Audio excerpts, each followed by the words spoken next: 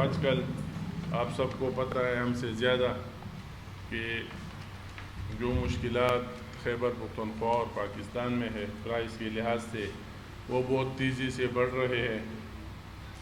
ایک تو یہ ہے کہ ہول سیل جتنی بھی چیزیں ہیں وہ بک رہی ہے، تو جون میں ان کی 1.9% تھی اور اب جولائی میں 3.2% ہو گئی۔ تو آپ اس سے اندازہ لگا لیں کہ یہ مہنگائی کتنی آئی ہوئی ہے یہاں پر۔ دوسری جو فارس اور فشری کا جو سامان ہے یہاں پر، اس میں بے تحاشا اضافہ ہوا ہے، اور یہ عام لوگوں کی کام کی چیزیں ہے، کیونکہ فشری اور فارس جو ہم سب سے ریلیٹڈ ہے اس میں تقریباً اس سامان میں پہلے جو تھا 0.8% ہے اور ابھی 25.5% ہو گئی ہے۔ تو یہ بھی بہت تیزی سے اوپر جا رہی ہے اور مشکلات بھی لوگوں کو بہت زیادہ ہے۔ اس طرح کی ابھی ریسنٹلی 3 دن پہلے ایک سروے ہوا ہے پائفن کی طرف سے، جو عام مارکیٹ میں جو چیزیں سیل ہو رہی ہے اس پہ حکومت کی طرف سے کوئی چیک نہیں ہے۔ جو یہ دکاندار ہے یا کوئی اور ڈیلر ہے وہ اپنی مرضی سے وہ چیزیں بیچ رہی ہے۔ یہ تو ہے کہ یہاں کی حکومت کی کوئی ریٹ موجود نہیں ہے۔ اگر حکومت کی ریٹ ہوتی ہے تو وہ ہر دکاندار کو، چاہے فروٹ ہو یا ویجیٹیبل ہو یا میٹ ہو، تو اس کے لیے حکومت کی طرف سے ایک نقدنامہ بھیج جاتا ہے اور اس پر وہ چیزیں بک جاتی ہے۔ لیکن دکاندار کی اپنی مرضی ہوتی ہے، ڈیلر کی اپنی مرضی ہوتی ہے کہ جو چیز کس ریٹ پر بھیجے وہ اس پر بیچتے ہیں، اور اسے پوچھنے والا یہاں پر کوئی نہیں ہے۔ دوسری بات سب سے اہم کہ یہاں پر چینی، آٹا، یہ ہم سب غریب سارے لوگ کھاتے ہیں، لیکن زیادہ اثر اس پر یہ غریبوں کی ہوتی ہے۔ سرکاری ریٹ جو آٹے کے ہے 20 kg کا جو تیلا ہوتا ہے اس کا ریٹ ہے 860 روپیہ، اور مارکیٹ میں وہ بک رہا ہے 1200 سے لے کر 1350 تک۔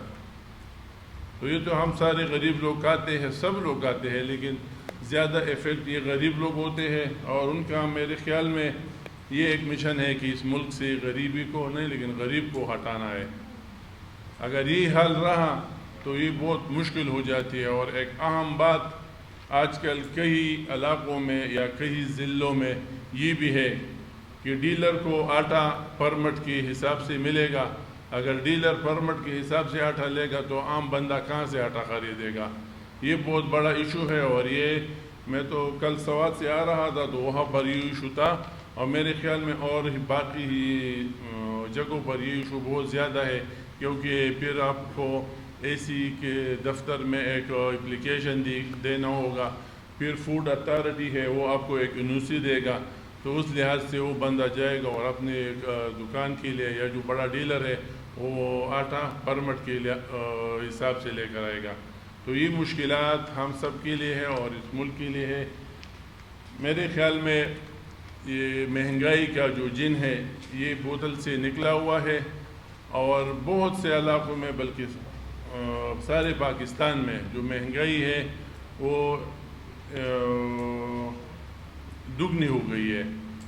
اگر کوئی اپنے لیے دوائی، اپنے لیے تعلیم ایک بچے کے لیے یہ حاصل نہیں کر سکتے تو پھر اس ملک کا کیا حل ہوگا؟